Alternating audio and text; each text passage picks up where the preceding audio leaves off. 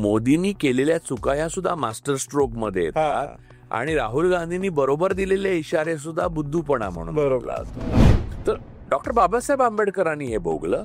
त्यांनी बौद्ध धर्म स्वीकारण्या अगोदर हिंदू म्हणून आपल्याला सन्मानाने वागणूक मिळेल का याची किती चाचपणी केली. तुम्हाला काय वाटतं की शब्दच वापरले जातात ना, म्हणजे काय होतंय, काय फरक पडतोय? पण over a period of time हे बंकर बस्टर सारखं आहे. तुमचं डोकं पोखरून टाकतं. कन्व्हर्ट व्हायचे गरीब लोक तेव्हा त्यांना जेवण, राईस बॅग आणि हे दिलं. हे कधी ब्राह्मणांनी का नाही केलं? कोणी थांबवलं होतं त्यांना? नाही. म्हणजे एनिवे अनपार्लमेंटरी भाषेलाच मुख्य धारेचं स्थान दिलं 14 नंतर भाजपने. म्हणजे आता आपण भाषेमध्ये ज्या अनेक शब्दांना नकार देतो बऱ्याचदा जाणीवपूर्वक, कारण ती विशिष्ट जाती जमातींना दुखावणारी असते, मानली गेलेली आहे, पण ती सर्रास वापरली जायची. अर्बन नक्सल असं काहीच नाही आहे जगात, कारण गृह मंत्रालयाने पण सांगितलं की अर्बन नक्सल असं काही नाही. आपल्या आणि अमित शहाच्या गृह मंत्रालयाने आपण कित्येकदा भाषेचा वापर करत असताना निम्मे असे शब्द वापरतो जे आपल्या विरुद्धच्या हिंसेसाठी वापरले गेलेले आहे. बरोबर.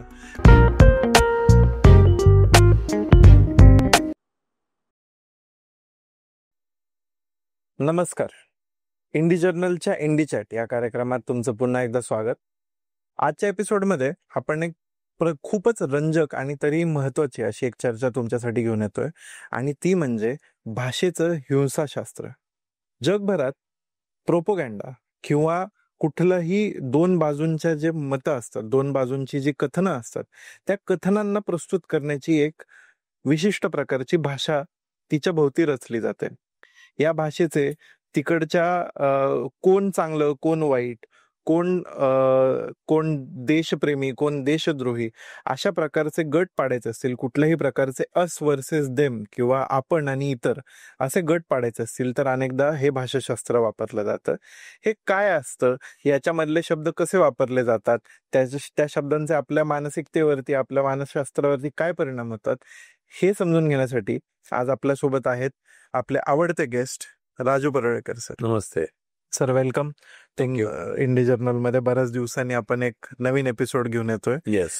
तर जसं मी म्हटलं की भाषा मुळातच आपण आता दोन प्रकारची सध्या चर्चा बघतोय. एक तर मराठीच्या निमित्ताने भाषेच्या संवर्धनाबद्दल आणि भाषेच्या अवस्थेबद्दल एक चर्चा आपण छेडली गेलेली बघतोय, आणि त्याच वेळी जागतिक पटलावरती आपण भाषिक प्रयोगातून तयार झालेली हिंसा किंवा जस्टिफाय झालेली हिंसा बघतोय. तर मुळात मला असं जाणून घ्यायचंय की भाषा हीच या सगळ्या वेगवेगळ्या ज्या यंत्रणा आहेत जागतिक आणि जगभरातल्या घडामोडी आहेत, त्यांच्याशी भाषेचा कसा संबंध येतो?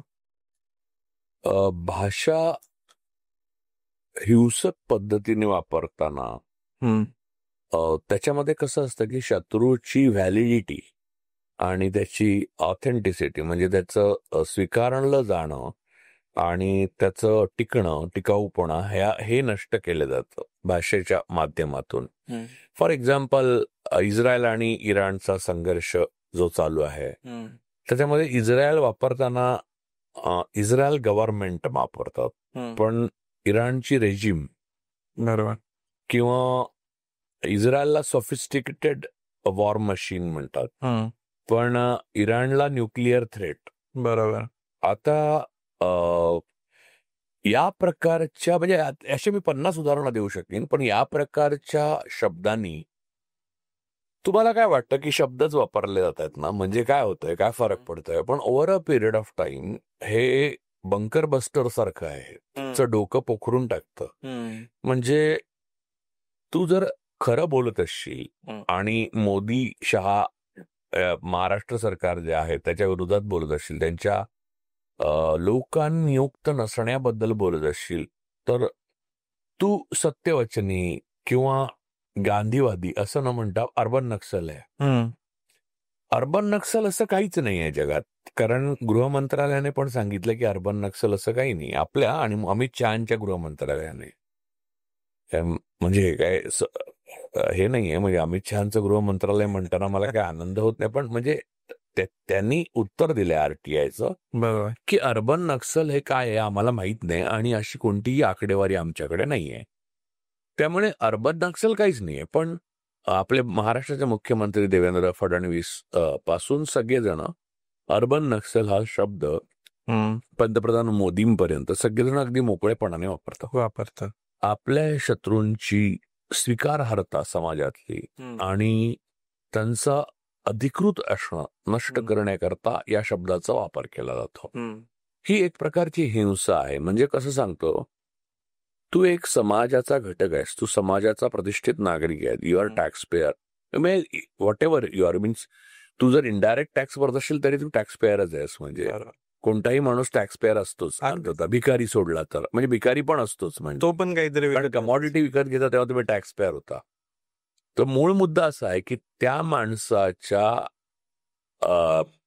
अपेक्षेच्या विरुद्ध आणि त्याची बदनामी करणं आणि त्याला call him a dog and shoot him असं करणं हे प्रचंड मोठ्या हिंसेचं लक्षण आहे. जे सरकारी पातळीवर केलं जातं तेव्हा ते स्टेट स्पॉन्सर टेररिझम या टायटल खाली येतं.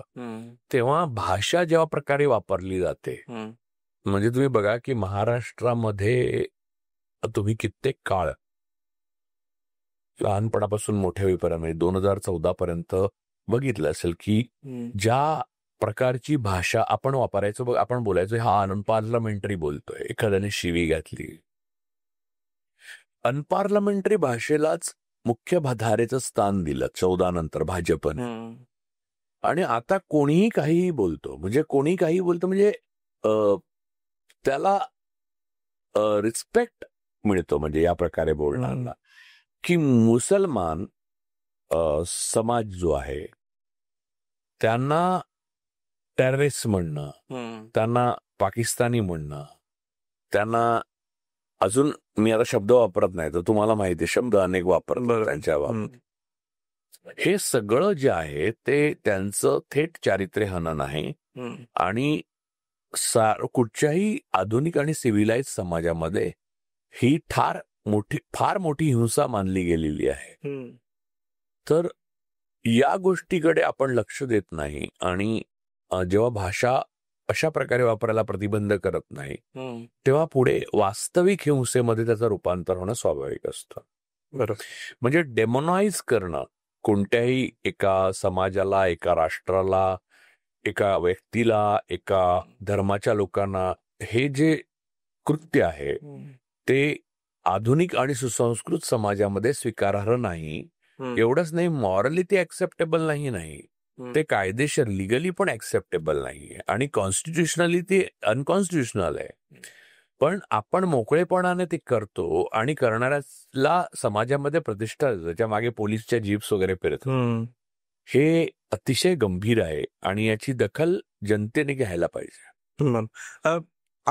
तुम्ही जो विषय मांडला तो कदाचित थोडासा नंतर आपण पुन्हा येऊ त्याच्याकडे, कारण तो थोडा किचकट आहे समजायला, की मुळात भाषा आणि प्रोपोगंडा यांचा संबंध लावत असताना त्याचा एक समज निर्माण होण्यासाठी हे विश्लेषण गरजेचं आहे. पण मला असं तुम्हाला याच्याकडे न्यावंसं वाटतं मला, की थोडंसं भाषेची जी उत्क्रांती आहे किंवा भाषा या प्रकारे जेव्हा स्टेटक्राफ्टमध्ये म्हणजे राज्य करताना जेव्हा अशी भाषा निर्माण होते तेव्हा त्याचे काही तुम्हाला सुरुवातीची उदाहरणं आठवतात का, किंवा तुम्हाला असं वाटतं का की हे याच्यातून समजू शकेल हे की भाषा कशी राज्याच्या गरजेनुसार निर्माण होते? म्हणजे आता उदाहरणार्थ आपण बघतो की जीवनचा जो धर्मग्रंथ आहे तोरा किंवा त्यानंतर बायबल मधली भाषा, तर त्याच्यामध्ये शत्रू समुदायांना कसे शब्द वापरलेत आणि आपल्या समुदायांना कसे शब्द वापरलेत त्याच्यावरून, किंवा भारतीय काव्यांमध्ये सुद्धा जे शब्द येतात त्याच्यातून. सो तुम्हाला त्याचं एखादं उदाहरण? आपण गनीम म्हणतो ना, गनीम आणि सर्वसाधारणपणे धार्मिक युद्ध जेव्हा होतात, म्हणजे झालेली आहेत पूर्व काळात, संस्कृतीचा उदय आणि प्रबोधन युगाच्या सुरुवातीच्या अगोदर, तेव्हा भाषेचा वापर हा अतिशय निष्ठुरपणे आणि निर्घृणपणे केलेला पण आढळतो आपल्याला. आणि इव्हन धर्मग्रंथात सुद्धा दुसऱ्या समुदायाला उल्लेख करताना म्हणजे आता साधी गोष्ट आहे की विटाळ हा शब्द स्त्री आणि शेड्यूल कास्ट यांच्या बाबतीत जो वापरला जायचा, बरोबर, तर हा शब्द त्यांच्याच संदर्भात वापरण्याकरता जन्माला आलाय असं हळूहळू ते डोक्यात ठसलं. विटाळ म्हटल्यावर तुझ्या डोक्यात काय येतं पहिल्यांदा? बरोबर, साधी गोष्ट आहे. आता विटाळ म्हटल्यावर फक्त तो शब्द आणि ती माणसं येत नाहीत, तो समाज गट येत नाही, त्याच्याशी जोडून त्याचा पुढचे येतं. म्हणजे ते घाण आहे, बरोबर, ते ज्यांना हात लावायचा नाही असे आहेत, स्पर्शापासून दूर ठेवावं असं आहे, ती बाई काय ते मेन्स्ट्रुअल सायकल म्हणून जाते तर ती विटाळशी आहे, म्हणजे ती डिस्गस्टिंग काहीतरी घाणेरडं होतंय असं आहे. आणि मला असं वाटतं की हा सगळ्यात मोठा भाग त्यातला काय आहे की ज्यांच्याकडे आर्थिक आणि राजकीय सत्ता आहे ते जसा इतिहास लिहितात तशी भाषा पण लिहितात. त्यामुळे जी समाजमान्य होते भाषा, म्हणजे आता आपण भाषेमध्ये ज्या अनेक शब्दांना नकार देतो बऱ्याचदा जाणीवपूर्वक, कारण ती विशिष्ट जाती जमातींना दुखावणारी असते, मानली गेलेली आहे, पण ती सर्रास वापरली जायची आणि ती अभिजनांची आणि महाजनांची भाषा होती. याचं कारण होतं की त्या भाषेच्या द्वारे सर्वसाधारण तरुणांचं आणि तरुणींचं ब्रेनवॉश केलं जातं. म्हणजे इतकं वाईट आहे ते की म्हणजे मुसलमानांकरता सरळ सरळ मंचावरून आपल्या महाराष्ट्र शासनाचे मंत्री वगैरे लांड्या, नंतर हिरवी टोळधाड किंवा अजून असं काही, म्हणजे बरोबर, आता हे असं बोलतात, ते बोलता बोलता तुला ते इतकं समवाचक म्हणजे समअर्थी होऊन जातं. बरोबर, तर माझ्या एका मैत्रिणीचं लहान मुलगी आहे 7 वर्षाची, तर त्यांच्याकडे म्हणजे ते मराठी आहेत आणि त्यांच्याकडे म्हणजे लिबरल आहेत आई वडील. आता एकच मुलगी आहे ना, तू ओळखतोस पण तिला की तुझी मैत्रीण आहे, तर मी सांगतो नंतर, पण नाव नाही आता रिव्हील कर, एपिसोड बरं. तर ती मुलगी आहे ना, तर ते कोणत्या तरी ईदच्या वेळेला कुठच्या तरी मुस्लिम मित्रांना बोलवणं आणि मग हे असं बोलत होते, तर त्यांची मुलगी पटकन म्हणली, ते मुसलमान आहेत का? ते घाणेरडे असतात म्हणली. ही आत्ताची गोष्ट आहे. तो बाप आहे ना, तो ओरडला तिच्यावर एकदम मोठ्याने, पण त्याची आई शहाणीपणे म्हणाली की आता जर ओरडला असतो तर ती काही सांगणार नाही. मुलीचं वय 8 वर्ष. बरोबर, तर तिला विचारलं, तुला कोणी सांगितलं हे सगळं? असं आईने विचारलं. मला कळतं म्हणली. तर मला कळतं म्हणजे ती लपवायला बघ, हळूहळू करता काढलं की शेजारचा मुलगा तिच्याच वयाचा आहे, तो हे सगळं तिला सांगत होता. कारण त्याला शाळेत शिक्षक बोलले की हे असे आहेत, हे शब्द जे मी अगोदर वापरले, परस्पर वापरणं नाही, तर ते वापरले, ते त्यांना समवाचक ते शब्द वापरत होते आणि त्या मुलाने ते रिसीव्ह केलं. लहान मुलं लगेच रिसीव्ह करतात, म्हणजे लहान मुलं कशाला, मोठे डॉक्टर सुद्धा करतात. व्हॉट्सअप ग्रुपवर बघ डॉक्टरच्या. तर या प्रकारे डेमोनाइज करणं आणि आपल्यापेक्षा वेगळे, आणि म्हणजे आता तुम्ही लक्षात घ्या की माणूस आणि माणूस याच्यामध्ये काही फरक नाही. आज आपण इराण आणि इस्रायलमध्ये युद्ध चालू आहे, किंवा इस्रायल आणि फिलिस्तीनमध्ये जे काय चाललं होतं, युद्ध नाही म्हणता येणार, त्यांना एकतर्फी इस्रायलने केलेला नरसंहार होता. या संदर्भात फिलिस्तीन किंवा इराणचा पाठिंबा आपण देतो कारण आपण मानवतेच्या बाजूचे असतो, कुठच्या धर्माच्या बाजूने आणि विरुद्ध असतो म्हणून नाही. बरोबर, आपण हिटलरचा विरोध करतो जूनच्या बाबतीत, अँटीसेमिटिझमचा, याचं कारण आपण मानवतेच्या बाजूने असतो, फॅसिझमच्या विरोधात असतो, आणि ते कायमच असतो. म्हणजे एक फॅसिझम दुसऱ्या फॅसिझमचं समर्थन नाही करू शकत. म्हणजे आमच्यावर तेव्हा अन्याय झाला म्हणून आता आम्ही अन्याय करायला मोकळे आहोत असं नाही होऊ शकत ते. पण मूळ मुद्दा हा आहे त्यातला की या गोष्टीचं भाषाशास्त्रामध्ये जे वापर केला जातो त्याने लहान मुलांपासून तरुण माणसांपर्यंत सगळ्यांचं ब्रेनवॉश करण्याकरताचा वापर केला जातो. आणि हे इतकं गंभीर आहे की तू आता बघशील की मराठीमध्ये, तुम्ही आता मराठीचा आग्रह सगळे आपण धरतो आहोत, पण मराठीमध्ये, हिंदीमध्ये तर प्रचंड, मराठीमध्ये त्याचं प्रमाण कमी आहे, हिंदीमध्ये त्याचं प्रमाण प्रचंड झालेलं आहे. बरोबर, कठमूल्ये. आता याचा अर्थ कित्येक लोकांना काहीच माहीत नसतो. बरोबर पण छोटी छोटी मुलं तोंडाही वापरतात नॉर्थ इंडियामध्ये बरोबर मुस्लिमांसाठी.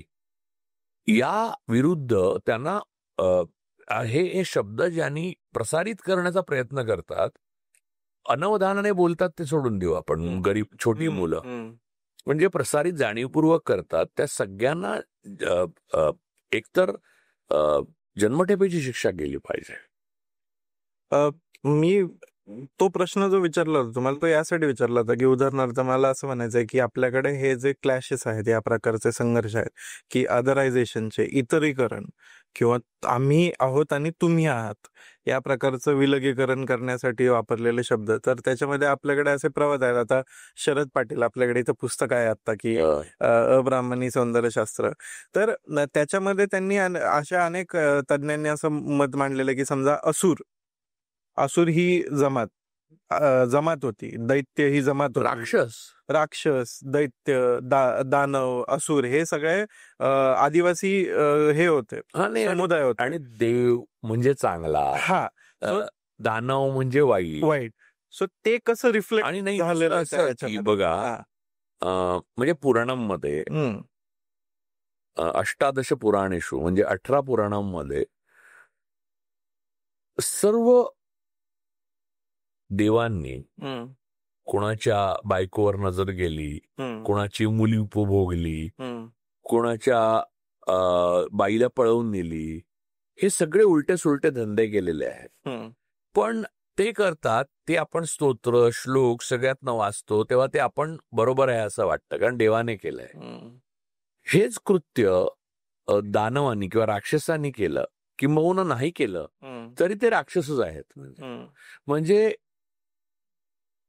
देव बळी देऊन यज्ञ करतात, तो यज्ञ राक्षस उद्ध्वस्त करतात, तर ते राक्षस वाईट आणि देव चांगले हे कोणी ठरवलं? आता हे आपण आपला आर्क टाईप म्हणून धरतोय. तिथून आपण इथपर्यंत जो प्रवास केला तो भाषेच्या माध्यमातून जी हिंसा करायची आहे तोच प्रवास आहे हा, तोच कंटिन्युटी मध्ये आपण करतोय. बरोबर. आणि तुला सांगतो की मराठी आणि हिंदीचं जे आता चाललंय ना, त्याचा मूळ खोल हेतू जो आहे तो हाच आहे की हिंदी ही एक मॅन्युफॅक्चर्ड लँग्वेज आहे, सिंथेटिक लँग्वेज आहे. ती मराठीसारखी ओरिजिनल लँग्वेज नाहीये. ही लँग्वेज हिंसा प्रवृत्त करायला अधिक सोपी आहे. कुत्ते, कमीने, ते जे सगळं जे आहे ना, तू आता हेच मराठीत म्हणून दाखव. कुत्र्या, कमिन्या असं ते म्हणजे मजा नाही येणार, कारण त्याला त्याचा एक संदर्भ नाहीये, कारण ही मॅन्युफॅक्चर्ड आहे ना. तुला सांगतो, आणि ती हिंदी सिनेमांनी अधिक मॅन्युफॅक्चर्ड केली. म्हणजे ज्या वेळेला मी हे पण म्हणेन त्यावेळेला हे मी म्हणेन की हिंदी सिनेमांमध्ये गीतकारांनी असाधारण असं काम करून ठेवलंय खरं तर. पण त्याच वेळेला डायलॉग रायटरनी अशा प्रकारचंही काम केलेलं आहे, म्हणजे चांगलंही केलंय पण वाईटही असं केलं, कारण मॅन्युफॅक्चर्ड लँग्वेज सिंथेटिक ना, की ज्या गोष्टींना तुम्ही सिव्हिलाइज जगामध्ये सरळ सरळ स्वीकारू शकत नाही, अशा गोष्टींना हिंदीच्या मार्फत लोकांपर्यंत पोहोचवलं. हिंसा ही भारतात सहजपणे सर्वात जास्त हिंदी चित्रपटांच्या भाषेने पोहोचवली. भून के रख दूंगा. आता हे जर एक सामान्य माणूस शेजाऱ्याला म्हणाला तर काय परिस्थिती होईल? तुझा जाळी करून टाकीन मी, म्हणजे ठोकून टाकीन तुला, असं. आता ह्याचा भ्रष्ट अनुवाद तू मराठीत करू शकतो, पण मराठी ओरिजिनल तू आता कुठे आता विश्वात्मके देवे येणे वाग्यज्ञ तोषावे, तोषोनी मज द्यावे पसायदा नाही, हे तू अर्थात तुम्ही असं नाही म्हणणार की हिंदीमध्ये या लेवलच्या ओळी लिहिल्या गेल्या नाही आहेत, पण भाषा ही तरुण असल्यामुळे तिच्यामध्ये अजून गढूळपणा खूप आहे हिंदीमध्ये, जो खाली बसलाय मराठीमध्ये. प्रत्येक जितकी भाषा जुनी, तमिळमध्ये तो अजूनच खाली बसलाय, तेवढी ती अधिक त्यातला गढूळपणा खाली बसतो. कारण तुझ्या माझ्यासारखे किंवा त्या थोर शरद पाटलांसारखी माणसं भाषाशास्त्र, लँग्वेज आणि हिस्टेरिओग्राफी याचा पूर्ण विचार करत राहतात सतत, आणि ते कार्य होऊन जातं. पण हे न केलेली भाषा जे आहे हिंदी, ती अत्यंत रूढ अशा प्रकारे दुसऱ्या समाजाला किंवा कुठच्याही समाजाला किंवा कुठच्याही व्यक्तीला, ज्याला सरकारला जो आवडत नाही किंवा सत्ताधाऱ्यांना जो आवडत नाही किंवा फॅसिस्टांना जो आवडत नाही, त्याला बदनाम करू शकते. परत एकदम याच्याकडे येऊच आहे आपण थोडा. आता एक उदाहरण सांगतो बरं का. हिंदीमध्ये ना कोणत्याही माणसाला शिवी घालताना सुवर असं म्हटलं जातं. आता याला एक कॉन्टेक्स्ट आहे. सुवर म्हणजे डुक्कर. डुक्कर हे इस्लाममध्ये निषिद्ध आहे. बरोबर. पण डुक्कर हा वराह अवतार आहे हिंदूंचा. बरोबर. खरं तर तुम्ही सुवर म्हटल्यावर तुमच्या मनात म्हणजे जेवढा राम, जेवढे कृष्ण, तेवढाच डुक्कर आहे बरं का. म्हणजे वराह अवतार तो पृथ्वीला असं डोक्यावर घेऊन जाताना तुम्हाला दिसतो. तर मग मुद्दा असा आहे की त्या पावित्र्यासाठी तुमच्या डोक्यात येत नाही डुक्कर. त्यावेळेस तुम्हाला डोक्यात डुक्कर येतो तो सुवर या अर्थाने येतो. बरोबर. त्यामुळे तो हिंदीकरण जे आहे मराठीचं, ते तुम्हाला हिंसक बनवतं आणि अधिक असंस्कृत बनवतं. ते बनवायची इच्छा असलेले लोक तुम्हाला लादू इच्छितात भाषा. हिंसेची आपली स्वतःची भाषा असते, पण काही भाषा हिंसा अनुकूल असतात, ज्या तरुण असतात, मॅन्युफॅक्चर्ड असतात, सिंथेटिक असतात. तर याचं उत्तम उदाहरण आहे. दुसरं एक, तुम्ही स्वतः अनेक पॉडकास्टमध्ये तुमच्या आधीच्या मुलाखतींमध्ये तुम्ही बोललेला आहात की या भूमीतला जो मूळ संघर्ष आहे तो धार्मिक नसून तो खरं तर शोषित जाती विरुद्ध ब्राह्मणवाद असा आहे. त्याचा एक दुसरा अन्वयार्थ अनेक जण असं प्रस्तुत करतात की ब्राह्मणवाद, वैदिक ब्राह्मणवाद विरुद्ध बौद्ध विचार, असा सुद्धा एक प्राचीन संघर्ष इथे आहे. तर त्यामुळे काही शब्द असे म्हटले जातात की बुद्धू. तर बुद्धू म्हणजे काय, तर जे बुद्धांना रिस्पेक्ट मिळू नये यासाठी हा कॉइन केलेला मॅन्युफॅक्चर्ड शब्द आहे असं बुद्धू. बुद्धू हा कोणत्याही प्रकारचा शब्द नाहीये किंवा संधी पण नाहीये. बुद्धू हा मुद्दाम निर्माण केलेला शब्द आहे जेणेकरून बुद्ध म्हटल्यावर बुद्धू तुमच्या डोक्यात यावा. म्हणजे हा ब्राह्मणी वैदिक परंपरेने केलेला भाषेच्या हिंसाचाराचा उत्तम नमुना आहे. असे अनेक शब्द निर्माण केलेले आहेत. म्हणजे कित्येकदा छोट्या छोट्या गोष्टी आहेत की डावा हा शब्द ज्या प्रकारे वापरला जातो, म्हणजे तुमचा डावा हात, बरोबर, किंवा काळा हा शब्द ज्या प्रकारे वाम हा तो कमजोर, तो दुय्यम, तो स्त्रीला वाचक वाम, बरोबर, किंवा वाम मार्गी असं सहज म्हटलं जातं. तर हे शब्द जे आहेत ना ते काहीतरी तुम्हाला दर्शवतात. ते कोणीतरी कोणावर तरी सोडलेलं शस्त्र आहे, ते तुम्ही कॅरी करून कुठेही नेताय, तुमच्या ते लक्षात पण येत नाही. तर या प्रकारचं इतकं आपण आपल्या लहानपणापासूनच्या आजच्यापर्यंतच्या आपल्या प्रवासामध्ये लँग्वेजेस ज्या आल्या, मग ती मग सुरुवातीला मी इंग्रजीचं उदाहरण सांगितलं, गव्हर्नमेंट रेजिम, म्हणजे सॉफ्ट मिलिटरी पॉवर, तर न्यूक्लिअर थ्रेट, असं जे बदलतं पटपट पटपट पटपट. अर्बन नक्सल, हा ना, तू स्वातंत्र्य प्रिय आहेस, मुझे चाहिए आझादी, हा अर्बन नक्सल आहे, असं जे डोक्यात येणं आहे. आझादी का, म्हणजे आझादी ही तर मूलभूत संघर्ष माणसाचा स्वातंत्र्यासाठीचा आहे. त्याचा अर्बन नक्सल या फ्रॉड गोष्टीशी काय संबंध, पण ते तुझ्या डोक्यात लगेच येतं. त्यामुळे आपण कित्येकदा भाषेचा वापर करत असताना निम्मे असे शब्द वापरतो जे आपल्या विरुद्धच्या हिंसेसाठी वापरले गेलेले आहे. बरोबर. मला असं त्या निमित्ताने एक प्रश्न सुचतोय की इतिहास हा भाषेमध्ये कसा कैद होतो एखादा, म्हणजे आता आपल्या मराठी मधले काही जे जातीवाचक शब्द आहेत खरं तर, पण ते सामान्य केले गेले. म्हणजे आता चांडाळ चौकडी किंवा चांभार चौकशा या प्रकारचे शब्द असतील, किंवा गौड बंगाल या प्रकारचे शब्द, तर याला मराठी लोकांचा जो इतिहास आहे का त्याच्यातली जे जातीय संघर्ष आहेत, निश्चितपणे ते कसे कैद होतात त्या भाषेमध्ये. म्हणजे महार या शब्दाला रिस्पेक्ट मिळू नये म्हणून महारक्या, महारकी करू नको असं पटकन म्हणा. या सगळ्या हिंसक शब्द जे आहेत, जे आक्षेपार्ह शब्द आहेत, ज्यांचा निषेध करायचा शब्द आहे ते आपण सर्रास बोलताना वापरतो. किंबहुना भारतात, महाराष्ट्रात अनेक भाषांमध्ये स्त्री आणि बहुजन यांना दुर्बल आणि अनितिमान दाखवण्याकरता ब्राह्मणी सौंदर्यशास्त्राने अनेक असे शब्द प्रसृत केलेले आहेत. जसं आत्ताच्या आपल्या समकालीन काळात तुला अर्बन नक्सल हा शब्द दिसतो आणि ते आपण सर्रास वापरतो आणि आपण वापरताना आपल्याला वाटतही नाही की यामुळे आपण स्वतःच खच्चीकरण करतो आणि स्वतःच्या समाजाला अप्रगत आणि मागासलेले करतोय. बरोबर. मला अजून एक त्याच्यामधलं एक हे उदाहरण कोण बोललो तर मला आठवत नाही एक्झॅक्टली, पण असं एक ते उदाहरण दिलं होतं त्यांनी की गावाकडे जेव्हा सवर्ण जातींबद्दल बोलायचं असतं तेव्हा पुल्लिंगी वापर होतो, पण जेव्हा बलुतेदार जातींचा उल्लेख करायचा असतो तर तेव्हा ते आपोआप तो टोन ह्याच्यासाठी तुच्छतावाद दर्शवण्यासाठी तो नपुसकलिंगी शब्द वापरला जातो. म्हणजे ते ह्या जातीचं, ते त्या जातीचं, या अर्थाने तो नपुसकलिंगी होऊन जातो. सो हे सुद्धा एक इंटरप्ले आणि ते हा शब्द जेव्हा तिथे माणसाला किंवा जातीला वापरतात तेव्हा लक्षात घे त्याचं मानुष्य म्हणून अस्तित्व नसल्याचा खूण असते.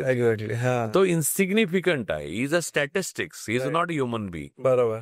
तर अमानवीकरण जे आहे मनुष्य असण्याचं, म्हणजे आता 2014 पासून आतापर्यंत 11 वर्षात मोदी राज्यामध्ये तुम्हाला वेगवेगळ्या कारणांनी असंख्य माणसं मृत्युमुखी पडली. मग तो कोविड असो, मोरब्बीचा पूल असो, किंवा अनेक ब्रिज कोसळलेले असो, किंवा परवा अहमदाबादचा अपघात असो.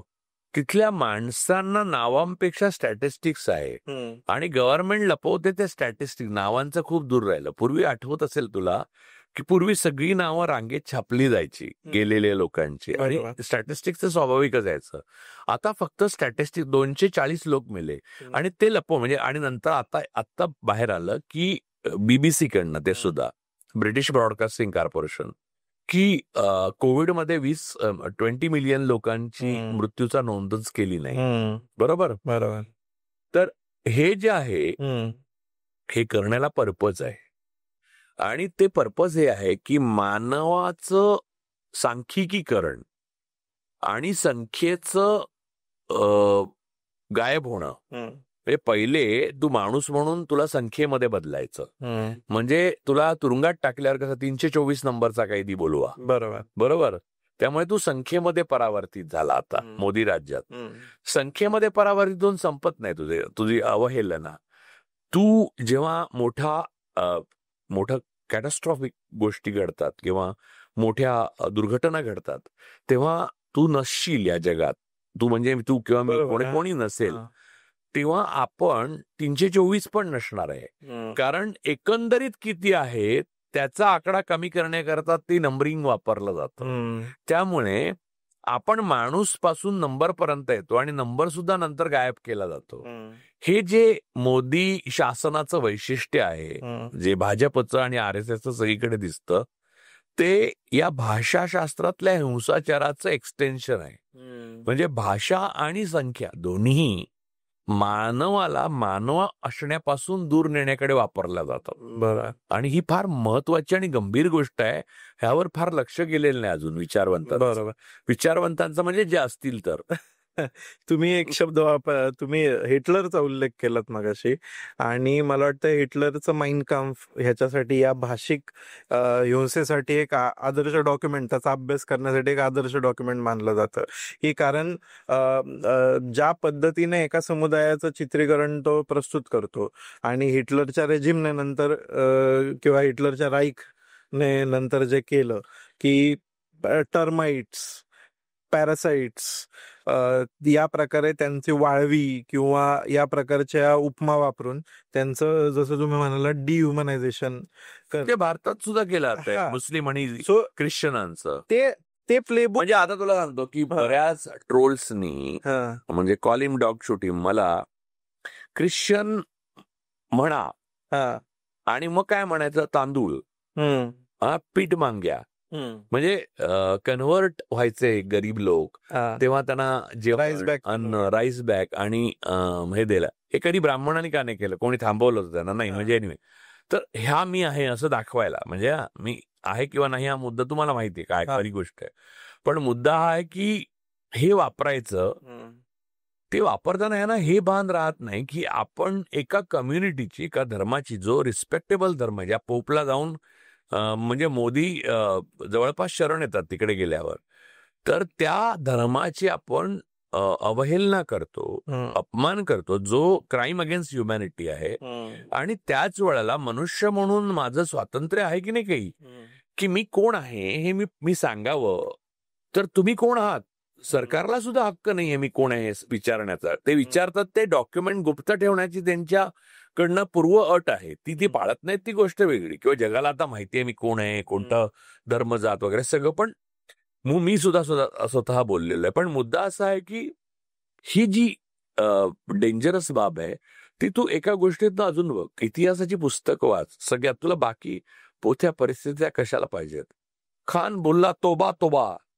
खान तोबा तोबा बोलला तर काय पुरंदरे ऐकायला गेलेले नसेल, बोलला तो तोबा तोबा, राम राम म्हणाला असेल तर काय नाही, म्हणजे असेल ना. म्हणजे काय माहितीये ना की असे बरेच खान होऊन गेले ज्यांनी मंदिर पण बांधली, आणि असे बरेच हिंदू राजे, खुद्द शिवाजी महाराज, ज्यांनी मशिदी पण बांधल्या. तर प्रत्येक वेळेला तर तोबा तोबा, हाय अल्ला वगैरे म्हणण्याची काय गरज आहे का? बरोबर. हा. आणि प्रत्येक वेळेला जरुरी नाही की मराठी हर हर महादेव म्हणूनच लढायला गेले असतील, काही वेगळ्याही घोषणा दिल्या असतील, पण टू हॅमर, म्हणजे तुमच्या डोक्यात कम्प्लीट काय होतं की हा मुसलमान, हा हिंदू, असं ते लढाई नव्हतीच मुळात. पहिली गोष्ट, कारण शहाजी महाराज आणि त्यांचे भाऊ शरीफजी यांचा मुळात मालोजीरावांनी नावच जी आहेत ती शहा शरीफ दर्ग्यावर नवस केला होता, त्यामुळे शहाजी आणि शरीफजी ठेवली. तर कुठून आलं हे सगळं? तर मुद्दा असा आहे की हे तुमच्या डोक्यात म्हणजे काँग्रेसच्या 70-60 वर्षाच्या काळामध्ये RSSचे लोक इन्फिल्ट्रेट होऊन त्यांनी पाठ्यपुस्तक महामंडळापासून सगळीकडे नावं आडनावं बघ सगळ्यांची, त्यांनी हे तुमच्या मनावर हळूहळू बिंबवलं की ही लढाई सुभ्यांमध्ये नसून, ही लढाई स्वातंत्र्याची नसून, ही लढाई महाराष्ट्र धर्माची नसून, ही लढाई हिंदू मुस्लिमांची होती, जी नव्हती. कारण महाराजांनी सुद्धा एका शाही विरुद्ध लढताना दुसऱ्या शाही बरोबर तह केलेला आहे, किंवा शहाजीराजांनी सुद्धा वेगवेगळ्या मुस्लिम शाह्या ज्या होत्या त्यांच्या दरबारात सरदार म्हणून त्यांनी काम केलेलं आहे. तर मूळ मुद्दा हा आहे की ह्यात काही धार्मिक मुद्दा नव्हता, यात मुद्दा स्वातंत्र्याचा होता, महाराष्ट्राच्या अस्मितेचा होता, आणि मग देशाच्या अस्मितेचा होता, भूमीच जास्तीत जास्त काबीज करण्याचा होता.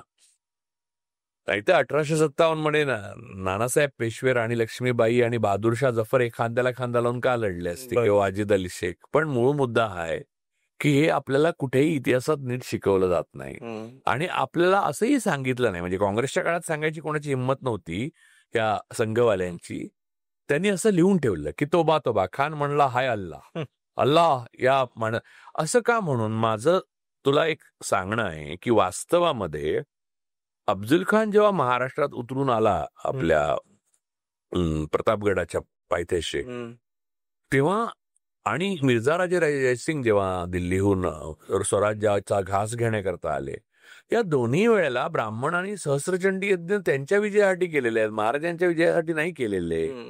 तेव्हा का नाही म्हणा, म्हणजे सहस्रचंडी यज्ञ केला तेव्हा अफजल खान काहीतरी तर स्वाहा असं म्हणाला असेल ना, ते कुठे आलं नाही ते. बरं, मिर्झा राजे जयसिंग हे एकलिंगजी महाराजांचे हे होते, तर ते सतत महादेवा महादेवा असं म्हणाले का नाही म्हणत होते. हे सगळं लिहिलेलं पाठ्यपुस्तकात नाहीये. याचं कारण ती भाषिक हिंसा जी आहे मुसलमानाविरुद्धची, ती ब्राह्मणवादाने आपल्या सर्व बहुजनांपर्यंत जणू काही ती हिंदू मुस्लिम आहे अशी पोचवली. बरोबर. त्यामुळे जातींना छळण्याचा ब्राह्मणांचा जो हजारो वर्षांचा इतिहास आहे तो त्यांनी कन्व्हर्ट असा केला की जाती वगैरे सगळ्या नव्हत्या, तो हिंदू धर्म होता. अर्थात त्या जाती लग्न करताना आहेत आजही, मंदिरात प्रवेश करताना आजही द्रौपदी मुर्मूंना आज जाऊ देत नाही, किंवा जे वडार मंदिर बांधतात त्यांना गाभाऱ्यात प्राणप्रतिष्ठा झाल्यावर जाता येत नाही. तो संघर्ष हिंदू मुसलमान आहे असं दाखवलं. का तर मुस्लिम धर्माविरुद्ध राग काय आहे, किंवा ईसाई धर्माविरुद्ध किंवा ख्रिश्चन धर्माविरुद्ध राग काय आहे, की त्यांना आपल्या जाती व्यवस्थेमुळे जे भरडले गेलेले लोक आहे त्यांनी आनंदाने हे धर्म स्वीकारले.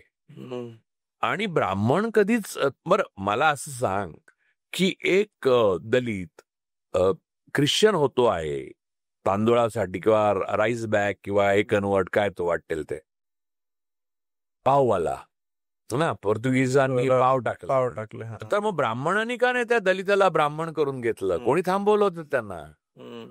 का नाही? महाराजांना एवढा प्रतापी महाराज जो आपल्या म्हणजे महाराष्ट्र धर्माचं आपण नाव सांगताना छत्रपती शिवाजी महाराजांमुळे आपलं अस्तित्व आहे असं मानतो. त्या अशा प्रतापी छत्रपती महाराजांचं राज्याभिषेक करताना ब्राह्मणांनी काड्या घातल्या आणि त्याने सांगितलं की नाही शूद्र आहात तुम्ही. त्यांना मग ठीक आहे, मग महाराज एवढे महान होते तर त्यांना कन्वर्ट करून ब्राह्मण करायचे होते ना, तुम्ही हुशार आहात तुम्ही तेवढे तर, हा ना. तर डॉक्टर बाबासाहेब आंबेडकरांनी हे भोगलं. त्यांनी बौद्ध धर्म स्वीकारण्या अगोदर हिंदू म्हणून आपल्याला सन्मानाने वागणूक मिळेल का याची किती चाचपणी केली. आणि आजही डॉक्टर बाबासाहेब आंबेडकर पळवतात तर हे संघाचे लोक काय होऊ देतील? ब्राह्मणांच्या पलीकडे जाऊ देणार नाही. भाषेचं ब्राह्मणी सौंदर्य कारण जे आहे ते बहुजन विरोधी आहे. आणि हिंदू म्हणून जे भाषा आहे ती ब्राह्मणी भाषा आहे. ती भाषा नेहमी मुसलमान आणि ख्रिश्चन आणि इतर बौद्ध यांच्या विरुद्ध वापरण्याकरता केलेली तयार आहे. म्हणून तो बुद्धू शब्द आला बघ. तर या प्रकारची हिंसा ही आपल्याला कुठेही शिकवायला शाळेत दिली जात नाही. माझं तर मत आहे अशा शाळा काढल्या पाहिजेत आपण लहान मुलांसाठी, ज्यामध्ये त्यांना खरा इतिहास, खरं भाषाशास्त्र, खरं गणित आणि सायंटिफिक टेम्परामेंट शिकवलं पाहिजे. अगदी. आणि सौंदर्याचा तुम्ही उल्लेख केला. सौंदर्यासाठीचे सुद्धा जे शब्द आहेत, सुडवलं, गौर कारुणीय कांती आणि गुलाबी ओठ. आता तू मला सांग की एक सावळी स्त्री आहे किंवा काळी स्त्री आहे, तिचे ओठ गुलाबी तर नसणार, किंवा पुरुष सुद्धा म्हणजे त्याचे ओठ गुलाबी. आता गोरी कांती, तुम्ही किती गोरे आहात हो असं सहज म्हणतात लोक, बरं का. म्हणजे काय आहे मी म्हणजे काय प्रॉब्लेम काय तुम्हाला? म्हणजे तुम्ही मी चांगला आहे का वाईट? बरं, गोऱ्याशी इतक्या गोष्टी जोडल्या गेलेल्या आहेत भाषेमध्ये, आणि ते भारतातच नाही जगभर. गोऱ्याची स्वच्छपणा जोडला गेलेला आहे. बरं, काळा माणूस जास्त स्वच्छ असू शकतो आणि गोरा घाणेरडा असू शकतो. गोऱ्या माणसाला अनेक गुप्त रोग असू शकतात आणि काळ्या माणसं अत्यंत निरोगी असू शकतात. मोठे ऍथलीट सगळे काळे आहेत, हा ना, म्हणजे शक्तीचं प्रतीक आहेत ते. काळ्या मुलीचं लग्न होणं हे अवघड होऊन बसतं. बरोबर. कारण सून गोरी हवी, गोरी पण फुलासारखी छान. सगळं सौंदर्यशास्त्र हे विषमता आणि हिंसेवर आधारलेलं आहे.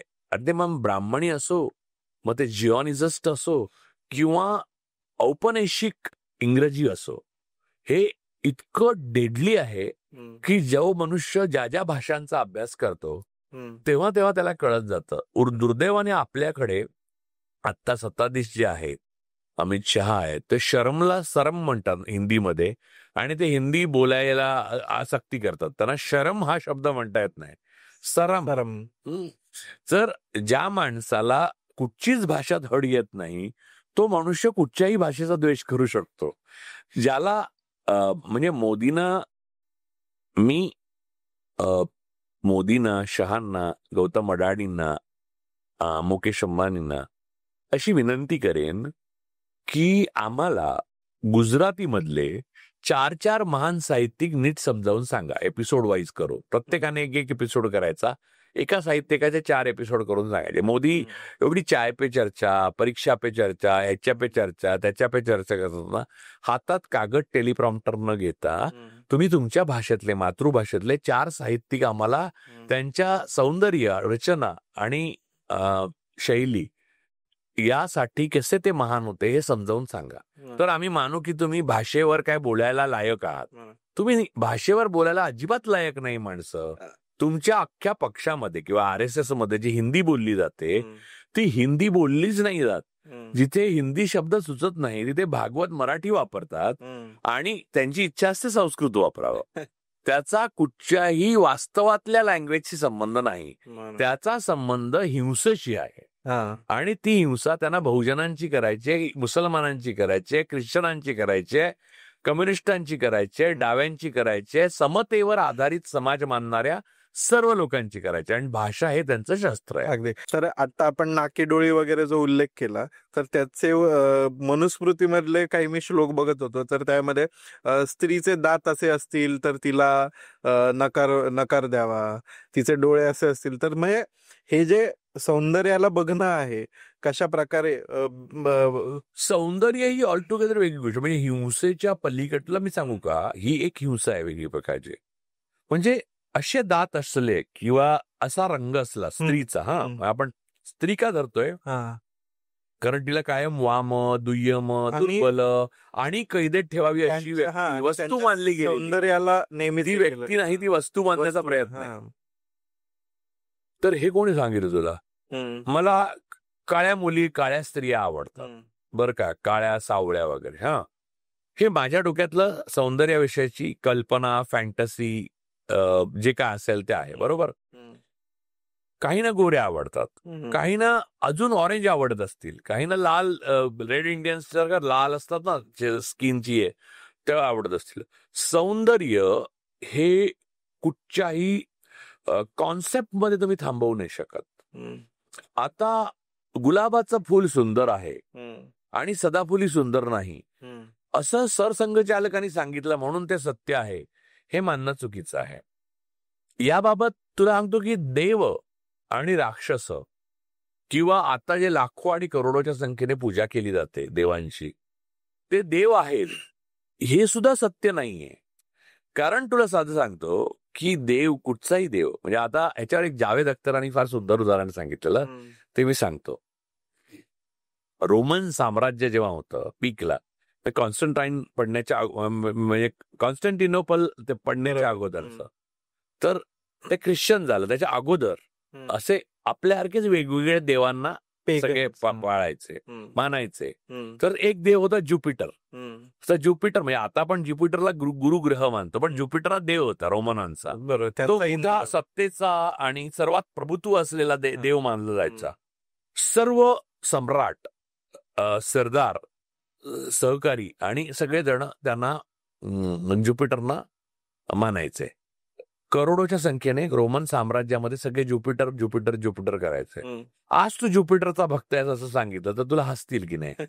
म्हणजे संख्याबळावर तुम्ही कोणाला देव ठरवायचं आणि कोणाला नाही ठरवायचं हे ठरवता. बरोबर. त्यामुळे इथे गर्दी होते, म्हणजे हे बाबा जागरूक आहेत, म्हणजे हे देव जागरूक आहे हे ठरवलं जातं. तर तो देवाचा अधिक म्हणजे मोठेपणा नसून त्या गर्दीला महत्व आहे. म्हणजे तुम्ही इथे माणसांचं कन्व्हर्जन संख्येमध्ये करणं आणि मग ती संख्या गायब करणं, हे जे आहे ते इथेही कायम चालू राहतं. म्हणून हा जो दैवतीकरण जे आहे ते माणसांचं वस्तुकरण करायला सोपं जातं. कारण पुन्हा तुझा नंबर 324 कळलं, म्हणून तुला देवळाच्या बाहेरच्या चपलेला पण नंबर दिला जातो. त्या चपलेला श्री प्रथमेश पाटील यांची चप्पल असं नाव नाही दिलं जात, कळलं.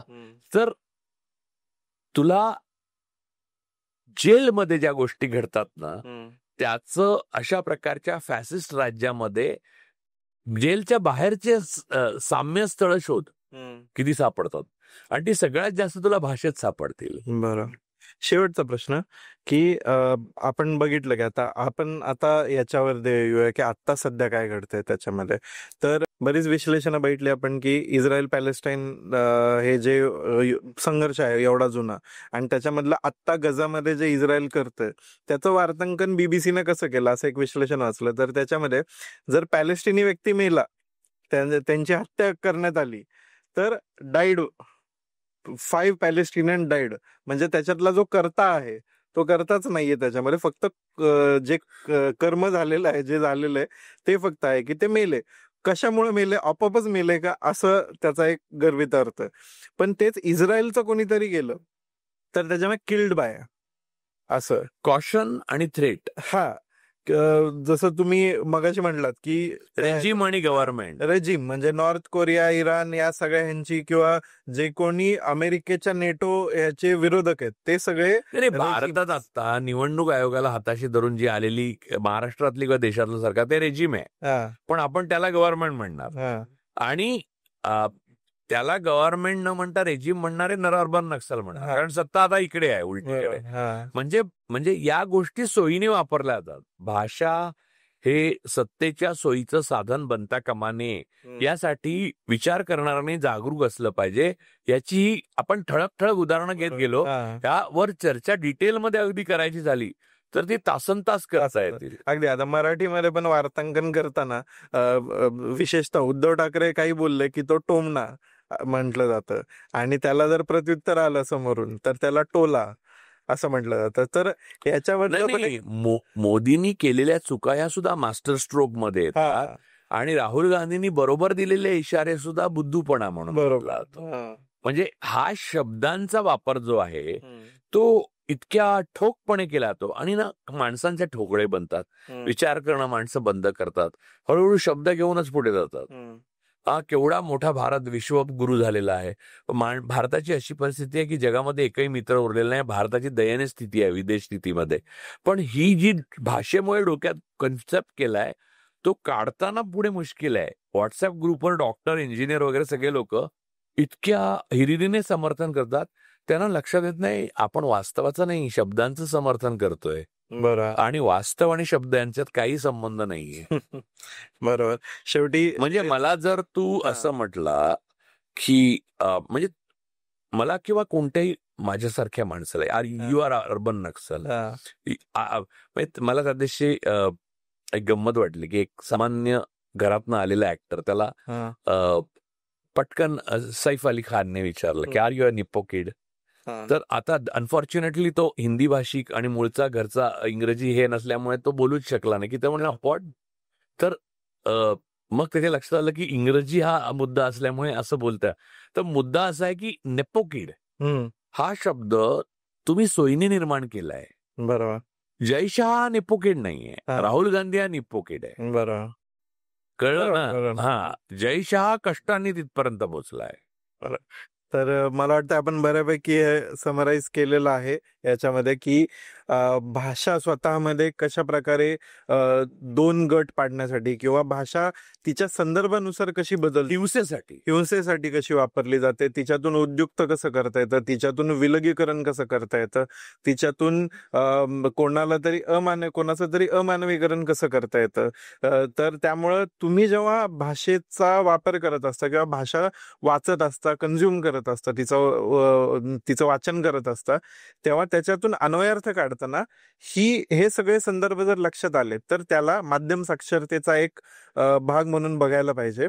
आपली माध्यमं त्यांच्या ओनरशिपनुसार, त्यांच्या मालकीनुसार, त्यांच्या राजकीय जो कल आहे त्यांच्या संपादकांचा त्याच्यानुसार त्यांची भाषा सुद्धा बदलते. कोणीतरी बरळतं मात्र कोणीतरी आक्रमक होतं असा सुद्धा फरक केला जातो. त्यामुळे असे बरेच बारकावे असतात त्याच्यामध्ये, आणि हे तिच्या उत्क्रांतीमध्येच भाषेसोबत ते जोडलं गेलेलं आहे. आणि फक्त इथे एक मी शेवटचं सांगतो लोकांना, वराह आणि सुवर मध्ये जो फरक आहे बरोबर तोच सत्ताधाऱ्यांच्या आणि सामान्य माणसाच्या अस्तित्वामधल्या अर्थांचा फरक आहे. बरोबर. तर म्हणजे सत्ताधारी हा वराह असतो आणि आपण सुवर असतो. त्यामुळं हा एपिसोड तुम्हाला कसा वाटला याचे भाषिक प्रयोग खाली कमेंट बॉक्समध्ये नक्की करा. हा व्हिडिओ लाईक करा, शेअर करा, चॅनल सबस्क्राईब करा आणि पाहत राहा इंडी जर्नल.